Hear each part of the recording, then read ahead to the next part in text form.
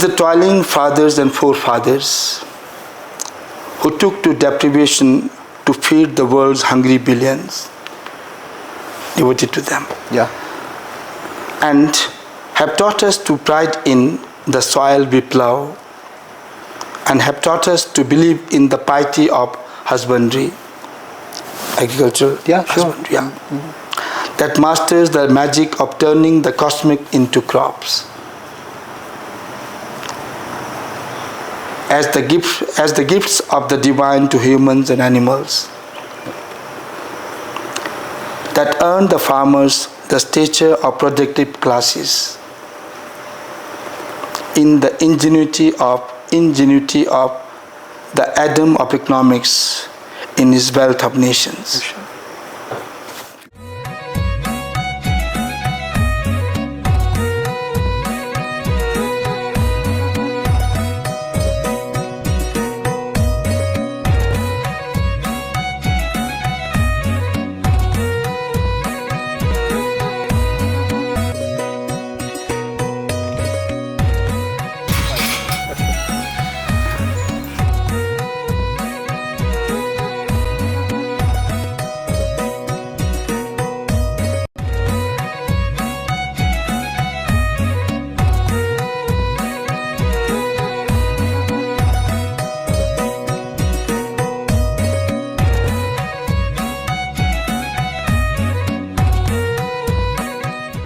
बोध जी, the uncommon people uncut में आपका फिर से स्वागत है।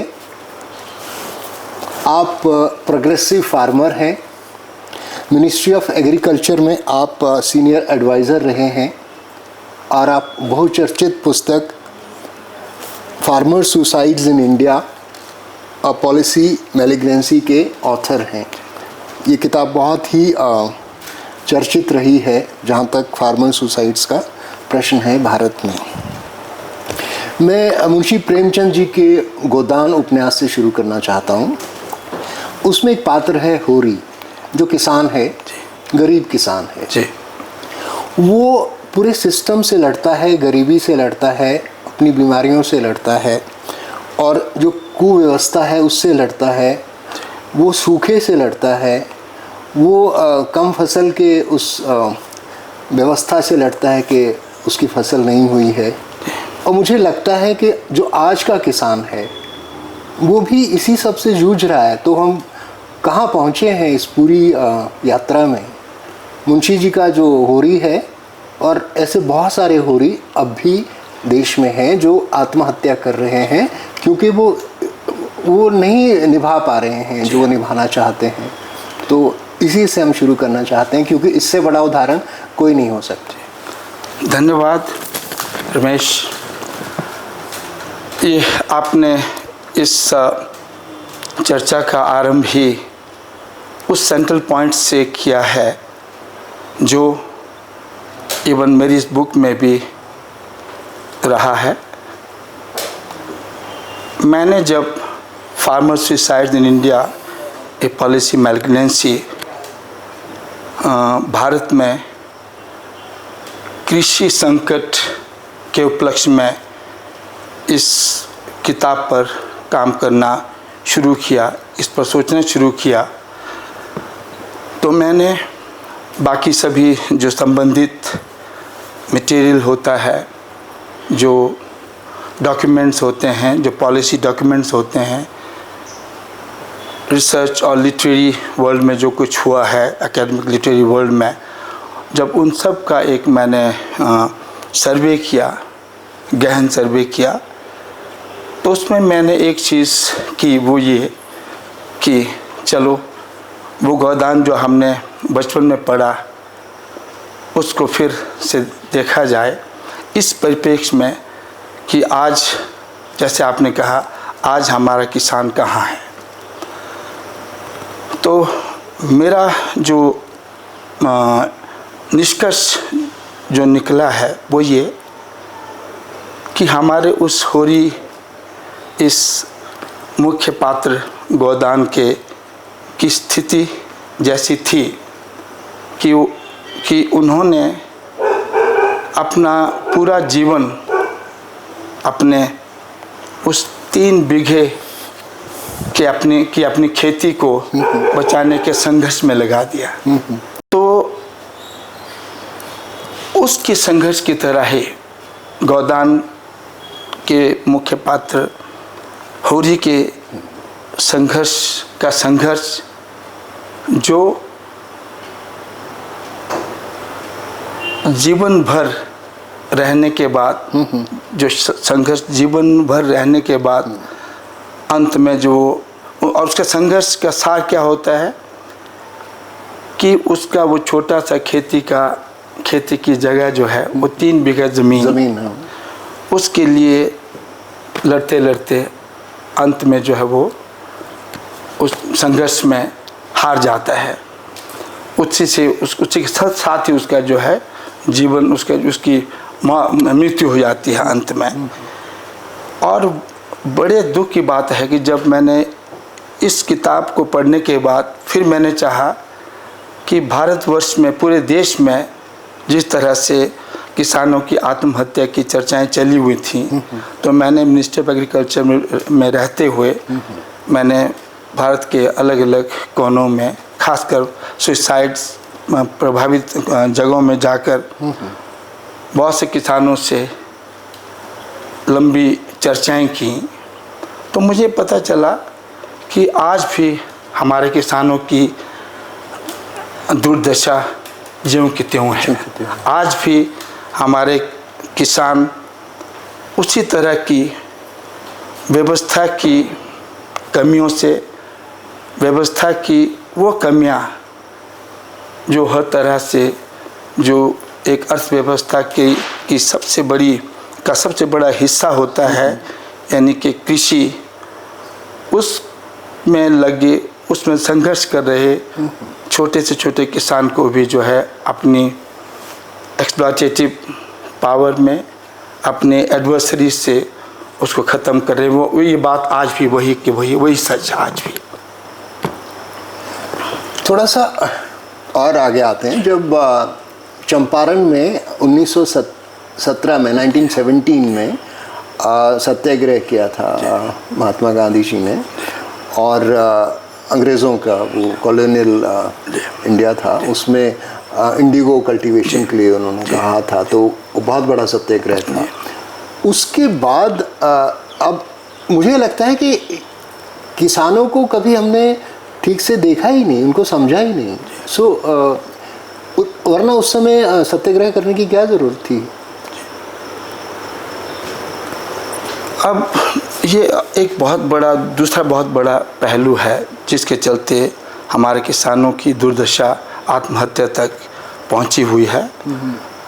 वो ये कि उस समय की स्थिति जो थी, उस समय के सर्कमस्टांसेस थे, वो फिर भी कहीं ना कहीं एक बहुत स्पष्ट तौर पर किसानों के हित से दूर हटकर उस समय की शासन व्यवस्था, उस समय के जो हमारे ब्रिटिश काल की जो व्यवस्था थी, उसमें कहीं ना कहीं क्लियरली किसानों की हित से उधर सोचकर अपना हित साध रहे थे। उस बारे में ये सच है। पर आज इस चीज़ के बावजूद कि पूरा फोकस पॉलिसी का सारा विकास तंत्र जो है, हालांकि किसान की भलाई पर की ओर है, उस पर फोकस्ड है, इसके बावजूद भी किसानों की दुर्दशा ख़त्म नहीं हो रही है। और इसमें जो बहुत अहम बात जो मैंने इस बुक मेरे farmer suicides in India policy malignancy में की है, वो ये कि 1926 में एक एग्रीकल्चर कमीशन, ब्रिटिश समय की रॉयल कमीशन ऑफ एग्रीकल्चर बोलते हैं, उसमें जो एक थिंकिंग हुई थी उस समय के आर्थिक और सामाजिक व्यवस्था से जूझते हुए उस समय के प्रशासकों और हमारे भारतीय जो उसमें भागीदार थे, उन्होंने की, उसमें पहली बार ये कोशिश की गई, ऐसा एक समग्र प्रयत्न किया गया जिसमें ये इस बात पर जोर दिया गया था कि किसानों की जो विकास और विकास का जो पॉसिबिलिटीज़ जो है, उसकी संभावनाएं जो हैं, उसका पूरी तरह से प्रयोग किया जाए। और उसमें पहली बार हमारे नीति तंत्र में एक चीज़ आई, वो थी किसानों के वेलफेयर, किसानों के कल्याण की योजनाएं, फार्मर्स वेलफेयर एंड प्रोस्पेरिटी, ये बात की गई थी उसमें। बाद में यही जो है पॉलिसी का ढर्रा जो है आज़ादी के आसपास, आज़ादी के बाद हमारा जो है हमारी शुरू की जो एग्रीकल्चर डेवलपमेंट पॉलिसी थी, उसका आधार ये रहा। पर एक बड़ी मतलब अविश्वसनीय कमी उसमें ये आई कि 1926 में फार्मर्स का वेलफेयर और फार्मर्स की प्रोग्रेस और प्रोस्पेरिटी पर फोकस की बात शुरू करने के बावजूद, जब हम उसके बाद 1946 में फिर नेक्स्ट राउंड ऑफ पॉलिसी बनी, फिर उसके बाद ये पॉलिसी जो है लगभग 1975 तक इसी ढर्रे पर पॉलिसी इवॉल्व होता रहा। इस पर तरह तरह के नए विचार, नए जो है स्ट्रेटजीज लाई गई और किसानों को अपने कामकाज, अपने उस कृषि के कामकाज या कारोबार को आगे ले जाने में कुछ हेल्प मिला, काफ़ी हद तक हेल्प मिली। पर एक चीज़ जो मिसिंग थी वो थी उसके वेलफेयर पर वो फोकस कभी उतना ज़्यादा नहीं रहा जितना तब सोचा गया था। और इस दौड़ में और इस एक प्रक्रिया में जो सबसे बड़ी बात जो मैंने फार्मर सुसाइड्स की वाली इस बुक पर काम करते हुए महसूस किया, वो ये है कि अब 1948-49 में ये फिर मतलब उसी पॉलिसी फ्रेमवर्क पर नई पॉलिसियाँ बनी, नई एग्रीकल्चर डेवलपमेंट पॉलिसी बनी। फिर उसके बाद 1976 की पॉलिसी आई, 1976 की पॉलिसी आई, 75 की, वो अगले 25 साल के लिए यानी कि सन 2000 तक के लिए बनी थी वो पॉलिसी। तो उस पॉलिसी में भी हालांकि बेस यही रहा, एवॉल्व होकर आगे पॉलिसी गई कि अब सन 2000 तक यानी कि उस 25 साल में एक 10 साल का शॉर्ट गोल्स थे। उसके बाद जो है बृहद गोल जो है सन 2000 तक सब तरह के टारगेट्स फिक्स किए गए कि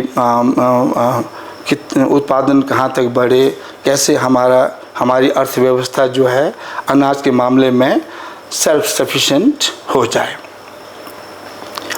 ये सब हुआ, काफ़ी हद तक हुआ।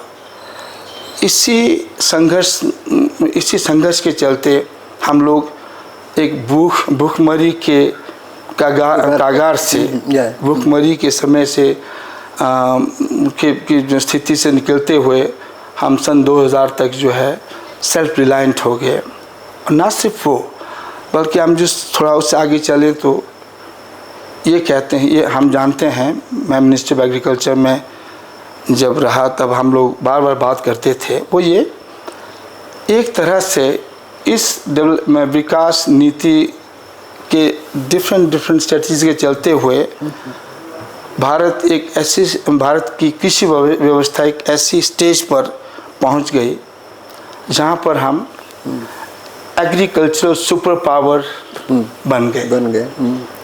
क्यों? बहुत से आयामों में, प्रोडक्शन के आयाम में, प्रोडक्टिविटी के आयाम में, ग्रीन रेवोल्यूशन और स्वामीनाथन, ये जी उसके मैं उसी पे आ रहा हूँ। तो इस समय तक जो है कि इस सन 2000 के आसपास तक जो हम लगभग एक बहुत कृषि के क्षेत्र में काफ़ी बढ़त पाकर सेल्फ रिलायंट ही नहीं बल्कि सुपर पावर भी बन गए। पर फिर जो चीज़ शॉकिंग जो चीज़ सामने आई थी, उसी समय धीरे धीरे कुछ ऐसा होता गया कि सन 1995 में फ्रॉम सन 1995 ऑनवर्ड स्पेसिफिकली, उससे पहले भी थोड़ी बहुत आत्महत्याएं हुई थी। 1995 के बाद एक अर्थव्यवस्था में कृषि में संकट का टाइम आ गया in terms of large number of farmers committing suicides since 1995। ये जो है मेरा जो इस किताब में जो सोच, जो मेरा एक इंक्विजिटिव इंक्वायरी ये थी कि ऐसे क्यों हुआ कि जब हम लोग भूखमरी के कगार में थे तब तो हमारे फार्मर्स ने उन पॉलिसीज़ के रिस्पॉन्स में हमको इतने बड़े संकट से निकाल दिया, और जब देश उस संकट से निकलकर आर्थिक क्या कहते हैं प्रॉस्पेरिटी, आर्थिक विकास और प्रॉस्पेरिटी की लगभग चरम सीमा पर पहुंच गया, तब हमारे फार्मर्स का सुसाइड्स वाला अंत क्यों हुआ?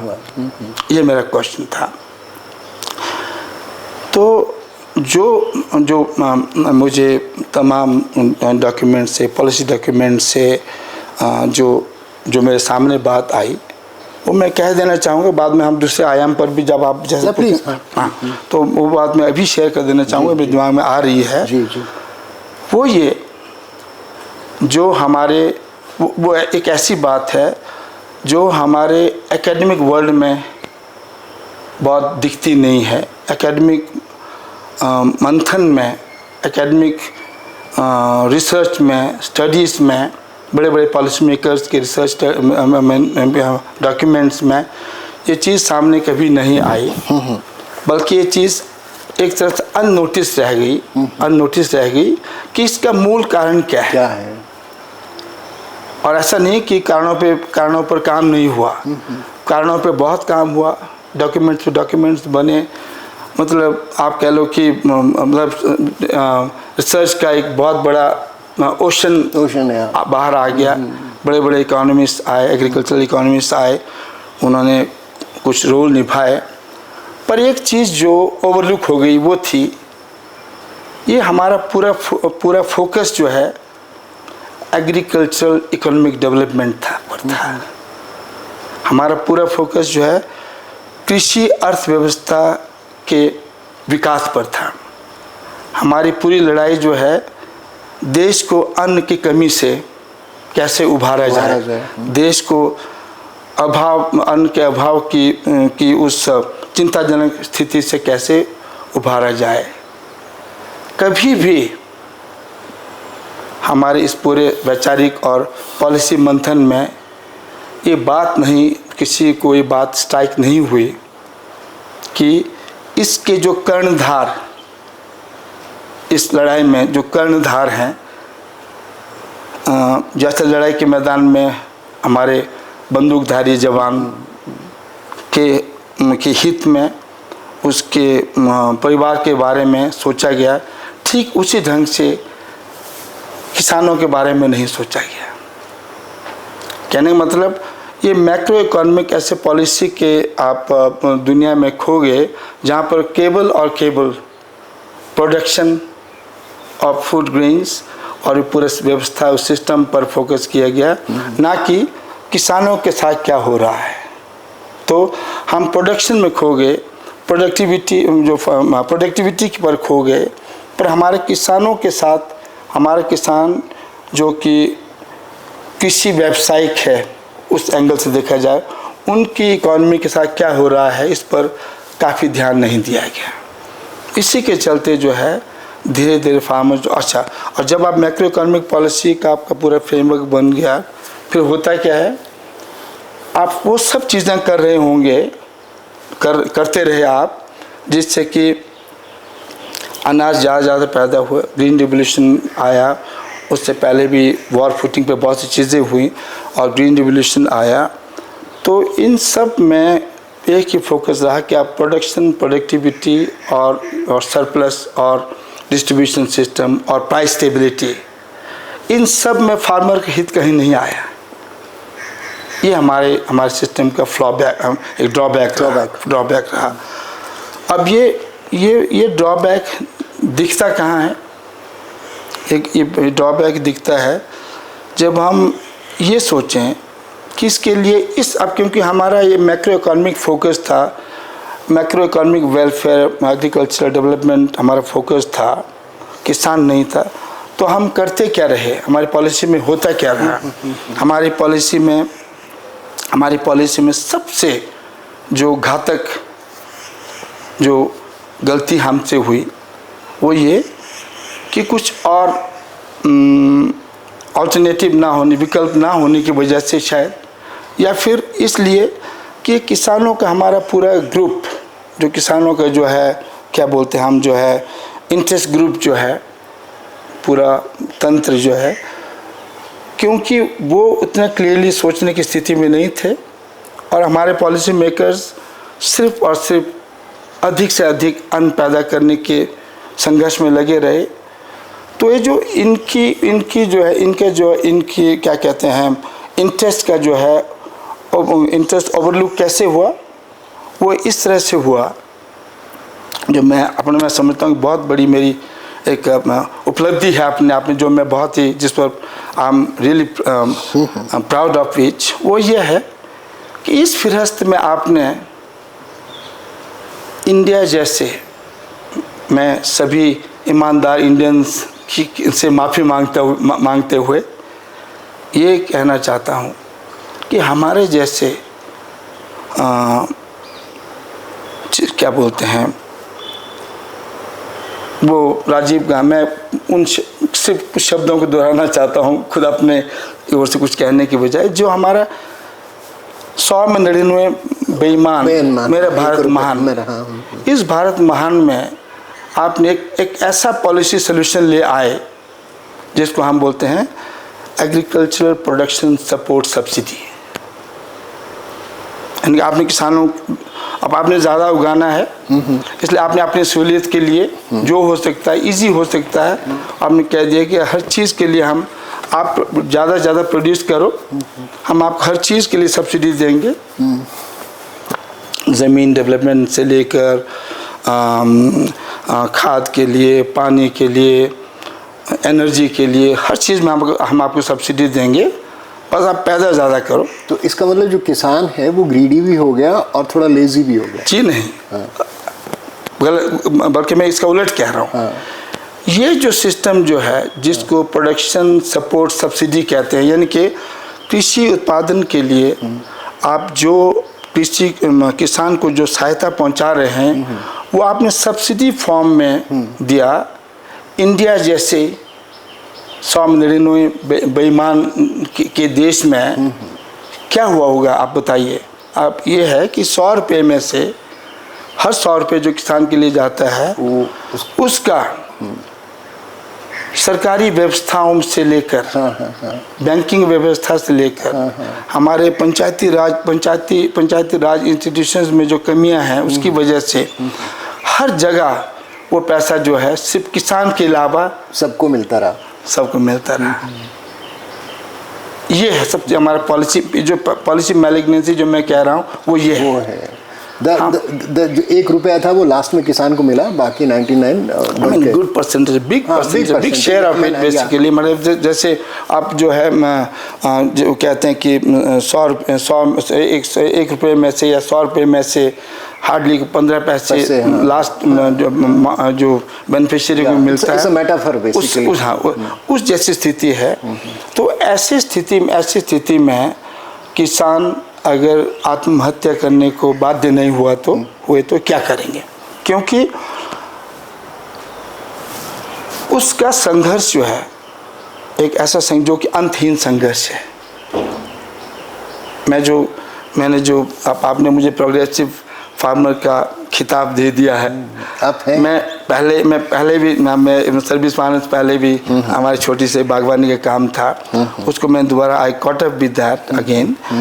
तो कितना ध्यान चाहिए, कितना आदमी को उस ज़मीन के टुकड़े पर कितना काम करना पड़ता है, कितना उसको इन्वेस्ट करना पड़ता है। अगर उस बीच में आपको उसको आने वाला हर पैसा, हर 100 रुपये में से अगर एक बड़ा परसेंटेज किसी और के पास चला जाए और हर समय उसको प्रॉब्लम झेलनी पड़े। और उस स्थिति में होता क्या है, जब ये होता क्या है, फिर आप वो घाटे की खेतीबाड़ी के कगार में पहुंच जाते हैं। अब मैं मेन टेक्स्ट पे पहुंचता हूँ। उस घाटे की खेतीबाड़ी में होता क्या है कि आप उस घाटे को पूरा करने के लिए या अपने व्यवस्था को चलाने के लिए आप जो बारंबार, जैसे साउथ में है, साउथ इंडिया में है कि यहाँ भी, पर साउथ इंडिया में ज़्यादा है, पूरा प्लेटो रीजन में, कि बार बार आप जो है ये जो है बोर वेल्स पानी के लिए लगाते हैं, उसके लिए फंडिंग पैसा आप कभी शुरू में गवर्नमेंट इंस्टीट्यूशंस से लेते हैं लो इंटरेस्ट रेट पर। फिर आप जो है जब वो वाला आपका जो है स्कीम कुछ समय बाद वेल जो है ड्राई अप हो जाता है, फिर आप दूसरे सोर्स में जाते हैं, कोऑपरेटिव बैंकिंग। फिर जब उसमें भी जब प्रॉब्लम आती है तो तीसरी बार कहाँ जाता है वो जाता है साहूकार के पास। नहीं, साहूकार, आपने साहूकार शब्द किया, फिर भी काफ़ी रेलेवेंट अच्छा शब्द है, फिर भी काफ़ी रियल चीज़ को बाहर लाने वाली चीज़ है, बात है। असल में जो हमारे एकेडमिक वर्ल्ड में बहुत इनोसेंटली यूज़ किया जाता है वो है इनफॉर्मल फंडिंग, इनफॉर्मल लोन या इनफॉर्मल ये कहते हैं। तो ये इनफॉर्मल जो पैसा जो लेते हैं ये इनफॉर्मल नहीं है, ये इलीगल मनी लैंडर्स हैं जिनके इंटरेस्ट रेट जो है 2-3% पर मंथ से लेकर 4-5-6-10% तक चला जाता है। तो किसान इस व्यवस्था के इसके कुचक्र में पड़ जाता है। और जो फार्मर सुसाइड जो अभी हो रहे हैं, जो जब से होते आ रहे हैं, उसमें बहुत बड़ा परसेंटेज ये इस क्या कहते हैं एक्सेसिव लोन, आप जो क्या कहते हैं आपका ऋण उसको चुका ना पाने की वजह से होते, ये स्थिति है। तो कहने मतलब ये नीति द्रोह जो है, जिसको मैंने मैलिग्नेंसी कहा इंग्लिश में, नीति द्रोह, policy malignancy, this cancer like thing, it is nothing but this system of our having ended up with the second option, third policy option of doing well and ensuring the welfare of farmers through a what you call it, bribe or say all kind of corrupt practice prone solution of subsidies, production subsidies. आप production के लिए subsidy दे रहे हैं वो through this system. तो ये है नीति द्रोह। मैं एक बहुत बड़े किसान नेता हुए महेंद्र सिंह टिकैत, भारतीय किसान यूनियन, 1988 में बोध क्लब पे एक बहुत बड़ी रैली हुई, शायद तब आप भी दिल्ली, आई रिमेम्बर।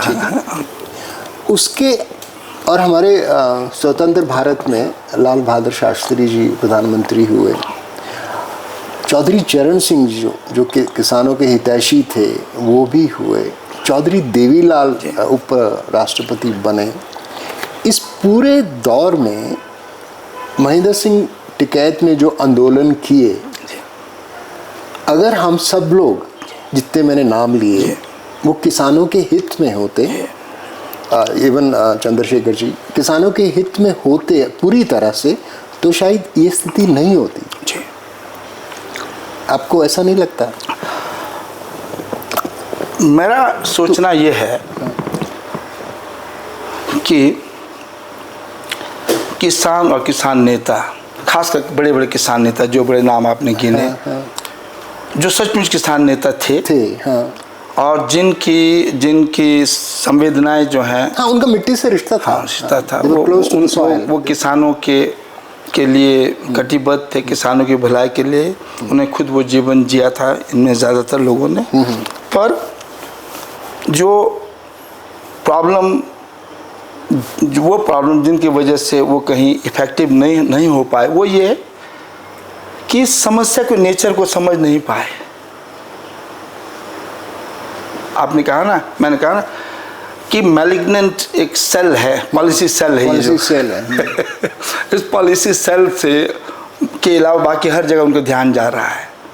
और दूसरा कहीं ना कहीं, और हमको बाहर से लगने में ये लगेगा कि तो कैंसर से ड्राइव किया मैलिग्नेंट कैंसर। जी, आप ये सोचो कि कारण कहीं और है, आप कहीं और उसका कारण खोज रहे और तरह तरह के सोल्यूशन कर रहे हो। तो ये इन लोगों के साथ मेरी समझ से बेईमानी की बात उतनी नहीं है, बल्कि उन रियल प्रॉब्लम को ना समझने की बात ज़्यादा है।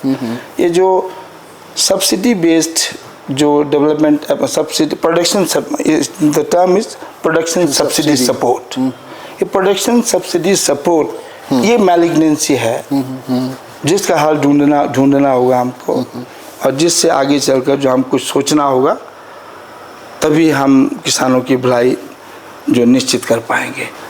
That's what I think. P Sainath की एक बुक है, everybody loves a good drought. जी, ये उनका रिसर्च प्रोजेक्ट था जो उन्होंने हर डिस्ट्रिक्ट में जाके जो ड्रॉट इफेक्टिव जगह थी वहाँ पे जाके रिसर्च किया है।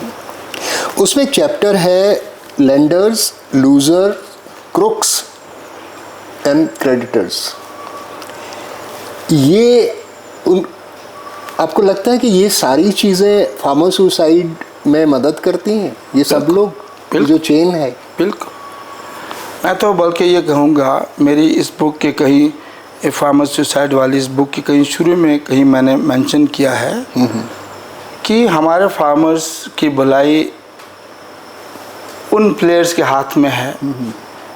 वन, पीपल, आवर पॉलिटी, जिसमें हमारे नेता लोग आते हैं, हमारे मंत्री लोग आते हैं, हमारे ब्यूरोक्रेट्स आते हैं, हमारे टेक्नोक्रेट्स आते हैं, और हमारे पंचायती राज इंस्टीट्यूशंस के, पंचायती राज संस्थाओं के जो कर्णधार हैं ज़मीनी लेवल पर, ये सब आते हैं। पर बड़े दुख से कहना पड़ता है कि इनमें से कोई भी इस हमारी 100 में 99 बेईमान वाले उससे ना क्या कहते हो, जो सच्चाई से मुक्त नहीं है। इसी के चलते प्रॉब्लम हो रही है, इसी के चलते प्रॉब्लम हो रही है। और इवन ये डॉक्टर पी साईनाथ, उनका भी न सिर्फ वो बल्कि उन्होंने बहुत काम किया हुआ है। पर जब उनके भी नेचर ऑफ वर्क में देखता हूँ, और मैं दूसरे बहुत से लोगों का इंडियन फार्मर्स प्लाइट पर जो काम देखता हूँ, बहुत बड़ा एकेडमिक ओशन है, बॉडी ऑफ वर्क है जो इस पर हुआ, बहुत रिमार्केबल काम हुए। पर सब के सब, ज़्यादातर सब के सब मेरे ख्याल तो वो इस बात को जो है, they could not zero in on this particular this. मेरा मकसद इस बुक में था, एक कारण क्या है। आप किसी भी एकेडमिशियन से पूछ लिए, मैं किसी एकेडमिशियन को पर्टिकुलरली चैलेंज नहीं करना चाहता हूँ, पर हमारे जैसे कहते हैं ना, मेरा एक अपना एकेडमिशियंस के साथ उनको मैंने देखा काम करते हुए, पर कहते हैं ना, जैसे एक वो हमारा एक फ्रेज रहता है कि भाई don't get into academic discussion. Okay, yeah, true. We tend to say this, we tend to utter these kind of words. कभी डिस्कशन में, कभी सॉल्यूशंस की बात जब हम की बात करते हैं, ये जो एकेडमिक जो अप्रोच की बात करते हैं, तो एकेडमिक वर्ल्ड की बात यह है कि वो बहुत सारे डिटेल्स में जाते हैं, बहुत चीज़ें, ये जो इसके स्कॉलर्स जो बड़ी बड़ी चीज़ें बाहर खोद के लाते हैं। For somewhere in this particular case, दो on their achievements, on their findings, the entire development of the world, of a country, is dependent. They are the ones who work and come out with, great solutions for every aspect of society's problem. पर इस case में, जो हमारे Indian case में, अगर आप 50 बड़े बड़े ऑथर्स को भी अगर पढ़ लें, आपके पास सिर्फ एक बहुत लंबी सूची बन जाएगी प्रॉब्लम कारणों की, और कोई भी एक कारण अपने आप में बड़ा कारण नहीं है। और इस बात की ये जो पॉलिसी फ्लॉ जो है, इस पर बात नहीं हुई है, इस पर जो है फोकस नहीं हुआ है, ये मैं आपसे शेयर करना चाहता हूँ। आपकी जो ये किताब है farmer suicides in India policy malignancy, ये 2019 में आई थी, ठीक है। उसके बाद 2021 में किसान आंदोलन शुरू हुआ दिल्ली में जी। फिर वो थोड़ा थोड़ा फैलने लगा, लेकिन जो शायद 2 लाख से ज़्यादा किसान आत्महत्याएं कर चुके हैं देश में जी। ये आपको क्यों लगा कि ये एजिटेशन जो है, जिसको फॉर्म लॉज को लेके उन्होंने शुरू किया था, do you think the agitation was right at that moment? Because you have already written this issue 2 years before the agitation, you know, which became a pan-India, almost pan-Indian agitation you can call it. तो कौन-कौन सी और जगह थी, जैसे बिहार हो गया या महाराष्ट्र हो गया, विदर्भ हो गया, ये साउथ में बहुत सारे किसान प्रभावित हुए इन चीज़ों से, वहाँ पे भी सुसाइड्स हो रहे हैं। तो आपको इस पूरे एजिटेशन को लेके और मुझे लगने लगा कि कहीं पे ये एजुटेशन डायरेक्शन लेस हो गया है जी। आपको ऐसा लगता है? जी, इस बारे में पहले मैं ये बता दूं, you have already written this problem 2 years before that, ji, maybe much before that, जी, बल्कि 2021 में मैं रिटायर हुआ हूँ। तो ये उस समय है जब ये आंदोलन पीक में चल रहा था, किसान आंदोलन 3 फार्म लॉज पर जो है कि अगेंस्ट जो है। तो उसमें मेरा टेक ये है, मैंने क्या कहते हैं उसी के आसपास एक द ट्रिब्यून में भी एक इस चीज़ को के बारे में अपना व्यू लिखा था एक आर्टिकल में, कि इसमें जो मेरा जो है अंडरस्टैंडिंग है, मेरी अंडरस्टैंडिंग है मेरे उस एग्रीकल्चर पॉलिसी बैकग्राउंड इन सब से, वो ये है कि 3 फार्म लॉज के अगेंस्ट जो एजिटेशन जो हुआ है, उसमें बाहरी तौर पर अगर देखा जाए तो मुझे एक जो इमीडिएट जो लगा कि वो एजिटेशन सही नहीं था। क्योंकि जिन 3 फार्म लॉज चाहे वो मैनिपुलेटिवली फास्ट ट्रैक में लाए गए हों, चाहे उसमें पब्लिक जो ओपिनियन सीक ना किया गया हो, और पूरा पार्टिसिपेटिव मेथड जो होता है वो चाहे उसको ना फॉलो किया हो, एक चीज़ क्लियर है कि तीनों फार्म लॉज जो हैं बहुत ज़रूरी थे। ये फार्म लॉज वो चीज़ें थी जो हमारी आज की एग्रीकल्चरल इकोनॉमी, यानी कि मैं 1991 की बात कर तब की, सॉरी 2019 की भी बात कर रहा हूँ, तब तक हम लोग, बल्कि ये कह लो कि 1990s ऑनवर्ड्स ये कह लो कि हम हमारे पास्ट की एग्रीकल्चरल इकोनॉमी ऑफ शॉर्टेज से निकल के हम लोग जो हैं एग्रीकल्चरल इकोनॉमी ऑफ अबंडेंस में आ गए थे। पहले हम सिर्फ अपने गुजारा भर के लिए पैदा कर पाते थे, पर आगे चल के हम कुछ स्थिति, जैसे मैंने कहा था पहले कि हम एग्रीकल्चर सुपर पावर की स्थिति में आ गए। तब हमारे पास अन्न भंडार बहुत ज़्यादा होने, बहुत अन्न उत्पादन होने की वो पोजीशन ऑफ प्लेंटी थी, जिसमें ये सब फार्म लॉज का होना बहुत ज़रूरी था, ताकि किसानों को बढ़िया से बढ़िया दाम मिल पाए, ताकि स्टोरेज की प्रॉब्लम ना हो। ये इस तरह की बातें थी। पर वो बाद में एक चीज़ सामने आई, जैसे स्टोरेज की बात कहें, अब ये चीज़ की कुछ कारोबारी घरानों ने इस पॉलिसी के, जो कि बहुत ही चुपके से पॉलिसी जल्दी से लाई गई, उसके बनने से पहले ही बहुत मेगा अन्न भंडार स्टोरेजेस खोल दिए थे, तो उससे एक गलत मैसेज गया कि ये लोग जो है फिर एक मैनिपुलेशन करने वाले हैं, किसानों के सारे अनाज सस्ते दामों पे लेकर स्टोर करके शॉर्ट एक ऐसी सिचुएशन क्रिएट कर देंगे, बाद में फिर वो जो है उसका मैनिपुलेट करके फिर अपने हित में सारी चीज़ें मोड़ देंगे, बल्कि प्राइस क्रैशेस तक कराए जाएंगे ये सोच रहे थे। ऐसी बहुत सी बातें थी। तो ये है।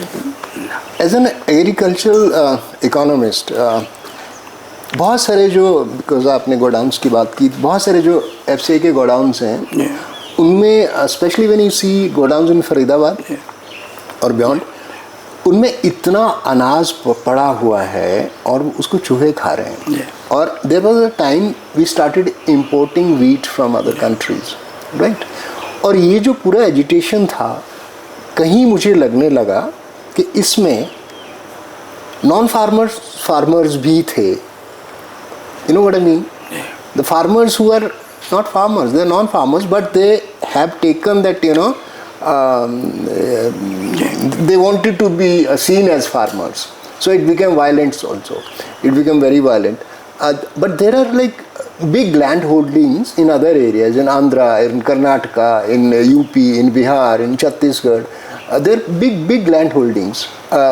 So somehow I felt that the entire agitation was sabotaged towards this belt.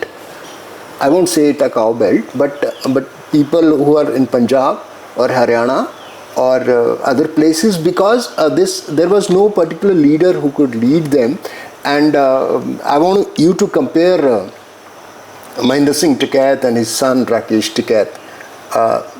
How do you see this? मुझे इस बारे में यही मुझे मेरी सोच है कि ये 3 फार्म लॉज जो अपने आप में सही थे,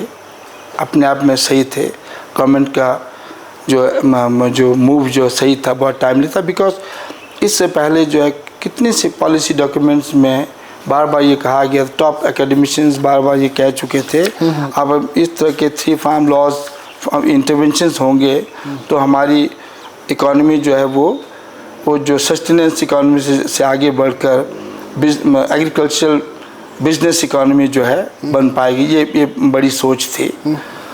और जहाँ तक ये सबोटाज की बात है या participation of leaders from different modes of different walks of life या different states other than the main Punjab and all, mainly from Punjab,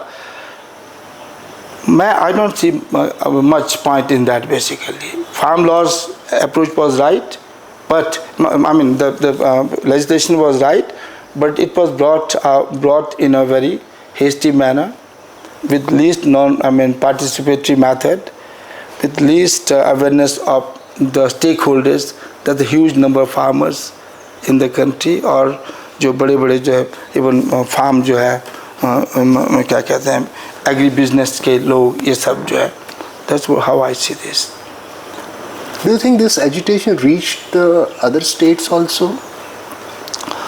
Because I didn't see much of response from the bigger states which are much bigger land holdings than Punjab. But that is right. Focus Punjab था, Haryana, all these states, and they were. But why? But others, because there are bigger farmers outside. I think what I can really see is. Or they were of the point that farm laws are good. The other states. Maybe as I think. Basically, there is awareness among the farmers. Yes, to this extent, the farm laws were good. Basically, मैंने तो the Tribune में जो मेरी article में I supported this basically. PC बोध जी, आपकी पुस्तक farmer suicides in India a policy malignancy में सुसाइड्स की बात हुई है, आत्महत्या की बात हुई है, किसानों की आत्महत्या 1995 से लेके और 2025 तक कह लीजिए, कितने किसानों ने देश के विभिन्न हिस्सों में आत्महत्या की? इसका डेटा आपके पास है? मैं चाहता हूं कि हमारे दर्शक इससे परिचित हों कि विभिन्न राज्यों में किसानों को किस मुश्किल से गुजरना पड़ा, तो वो डेटा थोड़ा शेयर कर दीजिए। चलिए, ये बहुत ही इम्पोर्टेंट महत्वपूर्ण पहलू है इस बुक में जो मैं डिस्कशन किया। ये मेरे एक चैप्टर इस बुक में the farmer suicides horror statistics, उसमें मैंने इसका वर्णन दिया हुआ है कि 1995 में बड़े तादाद में सुसाइड रिपोर्ट होने लगी। तो इस चीज़ को अच्छे से क्लियरली सामने लाने के लिए मैंने इसको 2 भागों में इसकी स्टडी की, इसके आंकड़े जो हैं की स्टडी की। 1995 से 2007 ये पीरियड इसलिए है कि इसी को एग्रीकल्चरल क्राइसिस पीरियड कहा गया है हमारे एग्रीकल्चर पॉलिसी में, हमारे भारत की अर्थव्यवस्था में, क्योंकि इसी दौरान जो फार्मर सुसाइड्स होने लगे उसके पीछे कारण ये था कि हमारी एग्रीकल्चर ग्रोथ रेट जो है क्राइसिस लेवल तक डिप हो गई थी, 2% से कम के लेवल में चली गई थी। तब मैं प्लानिंग कमीशन में था, मैं एग्रीकल्चर नहीं देख रहा था पर अवेयरनेस रहती है। तो बहुत बड़ा एक इमरजेंसी डिक्लेयर हो गई कि अब कुछ मेजर पॉलिसी सॉल्यूशंस जो हैं हमको सुझाने पड़ेंगे। तो उस कॉन्टेक्स्ट में एक बहुत बड़ा मंथन हुआ एग्रीकल्चर पॉलिसी में, national policy, new economic policy, new agriculture policy, Swaminathan वाली कमेटी रिपोर्ट, और एक बहुत बड़ी एक शॉर्ट स्टडी की गई जिसके कोई 29 वॉल्यूम की कोई रिपोर्ट है पूरे भारत के अर्थव्यवस्था की, जो एग्रीकल्चर अर्थव्यवस्था की स्थिति पर। तो उस एक्सरसाइज के बेसिस पर फिर फर्दर काम हुआ।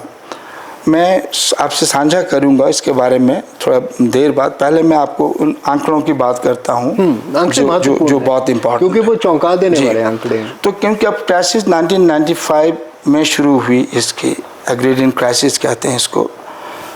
तो 1995 से 2007 तक जो फार्मर्स, जितनी संख्या में हमारे फार्मर्स ने सुसाइड की, वो 2,07,385 के तक फार्मर्स जो है सब्सिडी के हमें सुसाइड के शिकार हुए जी।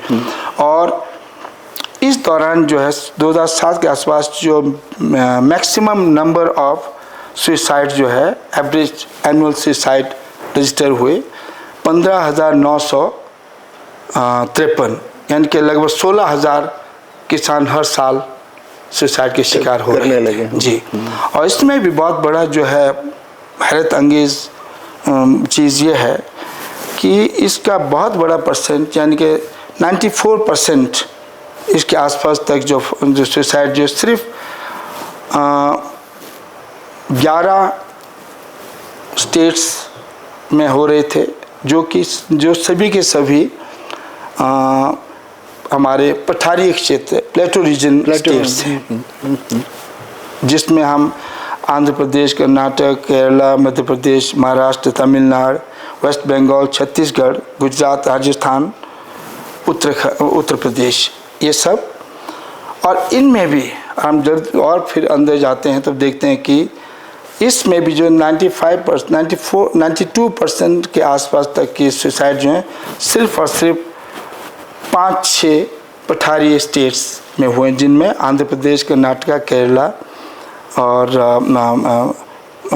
महाराष्ट्र, तमिलनाडु और ये हैं। तो ये एक बहुत बड़ा पहलू है इसका। फिर आगे चलते जब अब जो है ये पॉलिसी, नई पॉलिसी आई जिसमें एक बहुत बड़ा इनिशिएटिव उठाया गया था। वो इनिशिएटिव ये था कि गवर्नमेंट की एक पॉलिसी ये बनी कि हमको 4% एग्रीकल्चर ग्रोथ रेट प्राप्त करनी है, अचीव करना है। उसके लिए जो कोशिश हो सके वो की जाए। तो उसमें उस समय के जो है प्लान में 10 जिसको कहते हैं हम लोग नेशनल मिशन मोड स्कीम, 10 या 11 मिशन मोड स्कीम लाई गई जो एग्रीकल्चर के हर पहलू पर विशेष ढंग से जो है किसानों को सहायता और एड और व्यवस्था की हुई थी। तो उसके चलते फार्मर्स अब ये जो है सुसाइड जो थोड़े कम हुए। तो वो पीरियड है 2008 से 2015 तक। तो इस पीरियड में 2007 के मुकाबले 2,07,000 के मुकाबले में सिर्फ 1,14,000 सुसाइड्स हुए, यानी कि 2008 से 2015 तक कम हुए। मगर 2 लाख की जगह लगभग 1 लाख मतलब कम हुए।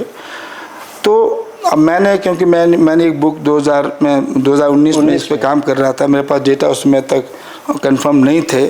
तो मैंने एक समय के लिए कि 2016 से 2020 तक के लिए इन्हीं डेटा के बेस पर एक एवरेज कैलकुलेट करते हुए एक क्या कहते हैं वो किया, फोरकास्ट जैसे किया। तो यानी कि 2016 से 2020 तक के लिए। तो जब हम पूरे इस पीरियड को यानी कि पहला पीरियड, सेकंड पीरियड जो संख्याएं हैं आत्महत्या की, उसमें जब ये 2016 और 20 को उन्हीं के ट्रेंड रेट पे जब जो नंबर आया वो 71,277 कुछ सुसाइड्स लगता था। we feared farmers would succumb to suicide।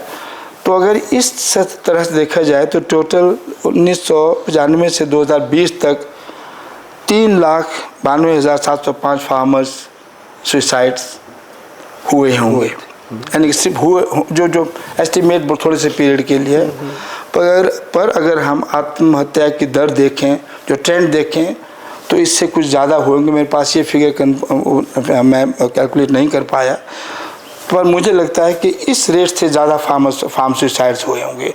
तो 4 लाख के आसपास 2020 तक हुए होंगे। उसके बाद 21, 22, 23, 24, अब इस 25 में हम सुन रहे हैं कि महाराष्ट्र में कोई शायद विदर्भ एरिया में जो कि सबसे ज़्यादा ये सुसाइड हिट एरिया, क्योंकि ये पठारीय सूखा क्षेत्र है जो सिर्फ रेनफॉल पे डिपेंडेंट है इनकी खेती, और वहीं जो सबसे ज़्यादा दुर्दशा है। तो 700 कुछ फार्मर्स ने 752 कुछ ऐसे फार्मर्स सुसाइड किए अब तक, और उनका ये कहना है कि बहुत बड़ी सुसाइड दर है, बहुत अलार्मिंग है। तो ये है। अगर हम आधुनिक खेती की बात करें अभी जो इंडिया में हो रही है, that can be compared to any good farming in the west. Modern equipment है, मॉडर्न हार्वेस्टर्स हैं, मॉडर्न टिलर्स हैं, सब कुछ है। Even we have adopted Israeli style of irrigation in certain areas. अब आज जो भारत का किसान है वो कहाँ खड़ा है?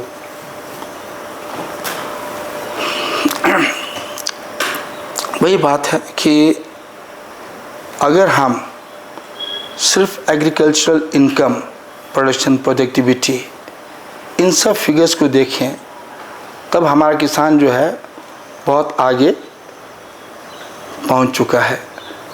उसकी ओवरऑल जो है इकोनॉमी लेवल जो है इम्प्रूव हुई है। Production, productivity, irrigation coverage, market availability, even किसान इंश्योरेंस प्रोटेक्शन, ये सब बहुत सही हालत में। पर सवाल इन चीज़ों की हाई लेवल पर होने का नहीं है, सवाल है कि उससे कितना बचा पाते हैं वो एग्रीकल्चर, वो कारोबारी है। वो जो है हमारे उद्योग कारोबारी से अलग ही सही, पर कारोबारी है। उसको अपने उत्पादन, अपने जो खेत है उससे विभिन्न फसलों से जो कुछ आता है, उसका जब तक एक वाजिब दाम मिलकर उसको एक सही स्टेज तक सही उसको सरप्लस ना मिले तो वो कहीं पे नहीं पहुंचता है। तो यहीं पर जो है शायद मैं आपसे शेयर करूंगा, और आप चाहो तो we can discuss on that. यहाँ महत्वपूर्ण हो जाता है। तो मेरे जो किसान नीति द्रोह जो है फार्मर सुसाइड की नीति द्रोह जो है, इस मैलिग्नेंसी का जवाब क्या है?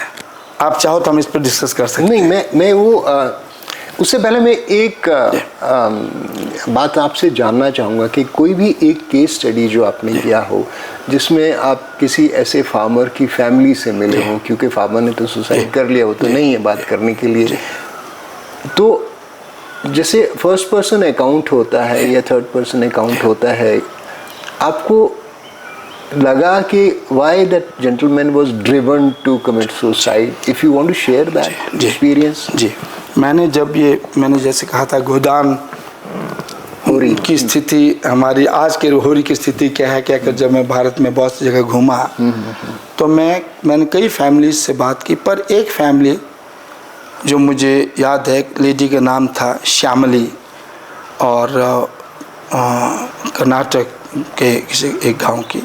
तो जब उनसे बात की तो उन्होंने जो बताया उसको मैं संक्षिप्त रूप से आपको बताऊं। प्लीज़।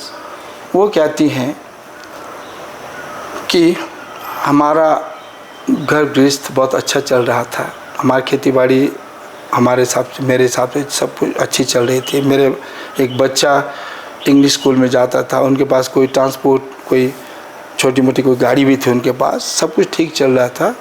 और एक दिन अचानक पता चलता है कि गांव वाले जो है उनके हस्बैंड की, और गांव वाला हस्बैंड जो है एक स्मार्ट सा आदमी, जैसे फ़ोटो को देख के लगा मुझे, उनकी डेड बॉडी लेकर दरवाजे पे आ गए। और दरवाजे पे आए तो पता चलता कि उन्होंने खेत में ही जो है कोई कीटनाशक खाकर आत्महत्या कर ली है। और शॉकिंग बात यह है, न सिर्फ लोग उनको लेकर आए, बल्कि उनके साथ, उसी के साथ साथ जो धड़ करके कई ऋण, कई जो है कर्जदार भी आ गए, कई जो है जिन्होंने पैसे, मनी लैंडर्स भी वहाँ पर वसूली करने आ गए। जो ब्रीफ में तब उसको, जो मैं वही उसी सीक्वेंस में बता रहा हूँ जिस सीक्वेंस में उसको उनको साथ हुआ, कहते हैं तब मुझे वहीं पे पता चलता है, तब उनको थोड़ी देर पता चलता है कि उनका जो घर बहुत ठीक ठाक चल रहा था, परिवार ठीक चल रहा था, वो चल रहा था उनकी खेती बाड़ी में इरिगेशन के उस सॉल्यूशन से, जिसको हम बोरवेल कहते हैं, बोरवेल इरिगेशन कहते हैं। उनको तब पता चलता है कि पहले एक बोरवेल के लिए लोन फंडिंग जो उन्होंने कोऑपरेटिव सोसाइटी गवर्नमेंट बैंक से लिया, जो कि बहुत कम दर पर था, वो 2-3-4 साल बाद ड्राई अप हो गया। फिर उन्होंने एक कोऑपरेटिव बैंक से, सोसाइटी से या उनसे लोन लिया, वो भी 2-4 साल चला और वो भी ड्राई अप हो गया।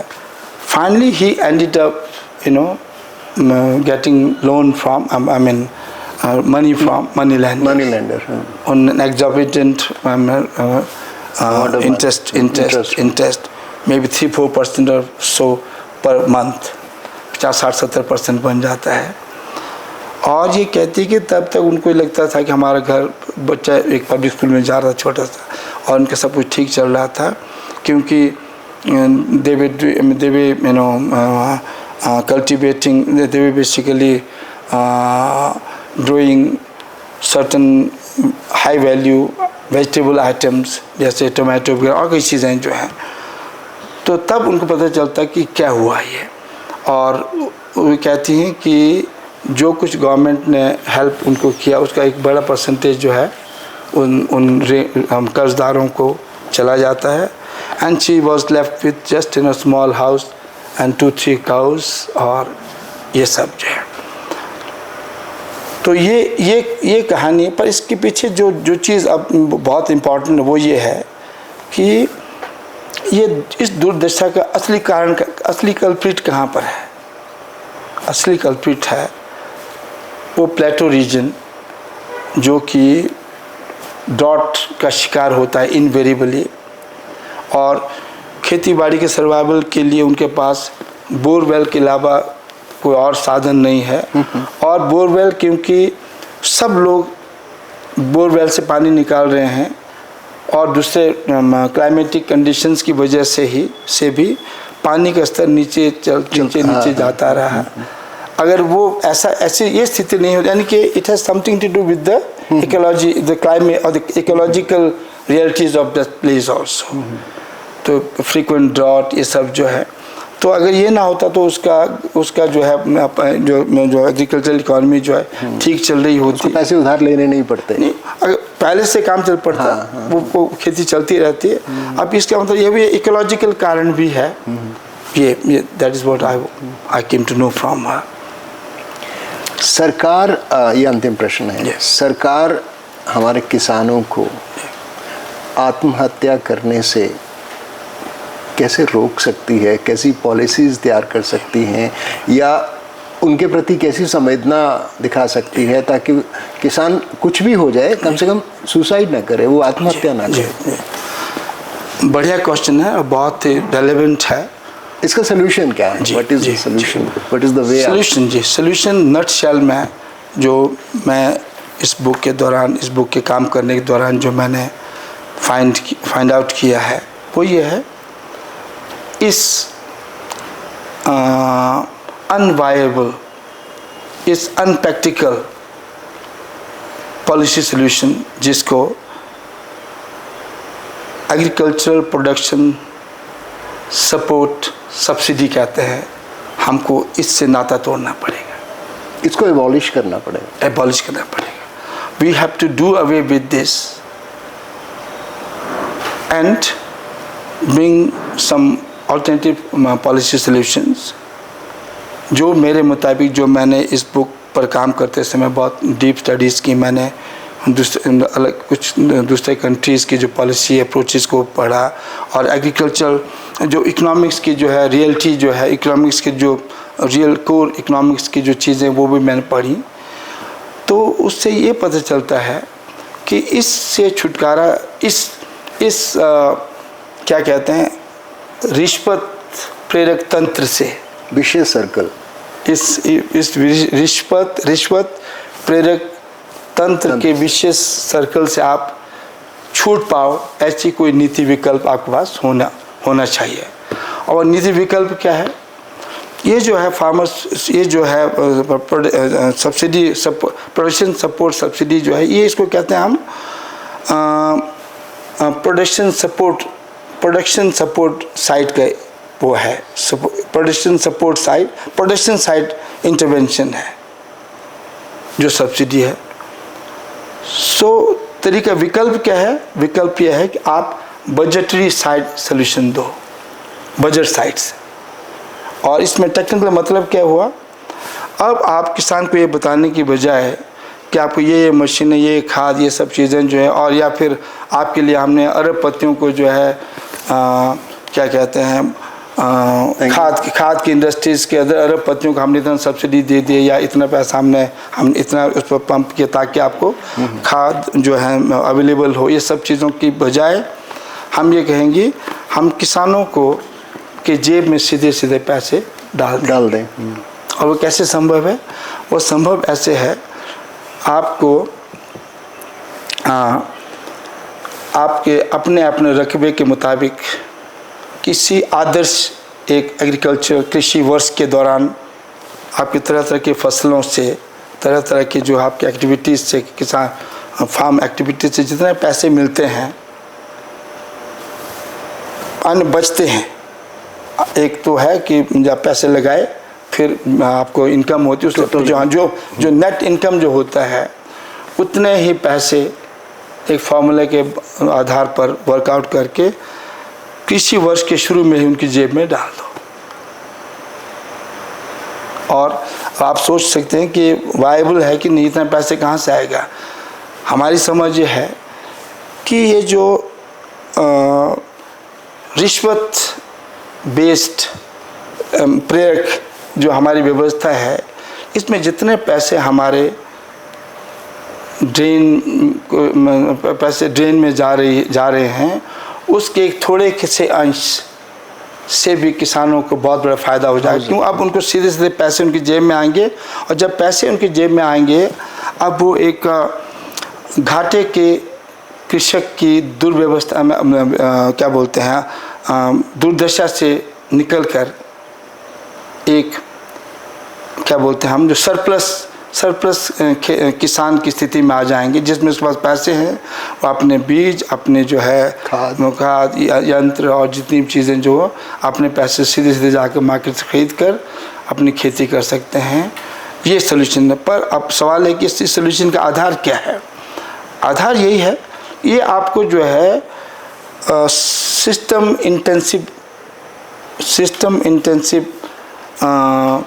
क्या कहते हैं रिश्वतखोरी प्रेरक से आधार से सिस्टम के जो है ना उसको क्या बोलते हैं ट्रैप से निकाल कर आप वो व्यवस्था दे रही जिसमें साफ तौर पर जिसके लिए फ़ायदा देना है उसी जेब में पैसे डाल रहे हैं। और ये जो है डीकपल पेमेंट सोल्यूशन के अंतर्गत यूएसए में रहा है, बहुत प्रभावशाली रहा है। हमारे अपने देश में उड़ीसा में इसका अल्टरनेटिव इन्होंने काम कर रहे हैं। और तेलंगाना में ये स्कीम है। तो ये स्कीम जो अच्छा कर रही हैं, तो हमको इसी सोल्यूशन की ओर बढ़ना है। और इसका दूसरा प्लैंक जो है इस सोल्यूशन का है होगा कि दूसरा प्लैंक आप जो है पूरे फार्म कम्युनिटीज़ को हर एरिया में एक इंटरनेट वर्क्ड सोल्यूशन उनको दो, ताकि जो फार्मर जो कंसल्टेशंस के लिए अपने रिसोर्सेज के लिए ये जो इंटरनेट के तरीके से जो है एक सेंट्रल पॉइंट से जुड़ें।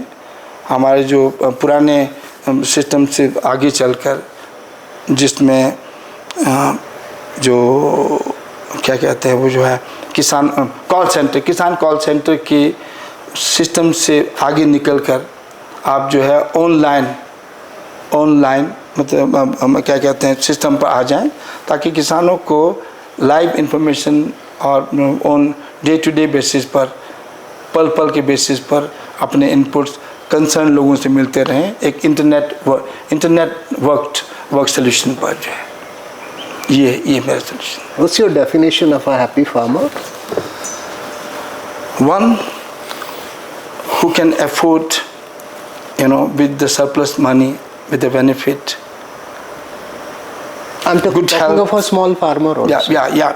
Not has to be a big farmer driving a BMW. I'm rather, I think, from the angle of a small farmer, basically. Yeah, that's what I'm asking. Yeah, a farmer who can afford good education for his children, who can, without any problems, have everything, health support to health facilities to, other, things of leisure in life with this surplus, with this earning from the his farming activity. That's what you need, nothing else. तो मुंशी प्रेमचंद जी अगर होते और वो गोदान लिखते तो आप उसमें क्योंकि हमने मुंशी जी से ही शुरू किया था उसी से ख़त्म करते हैं, तो उनका होरी वो कैसा होरी चाहते?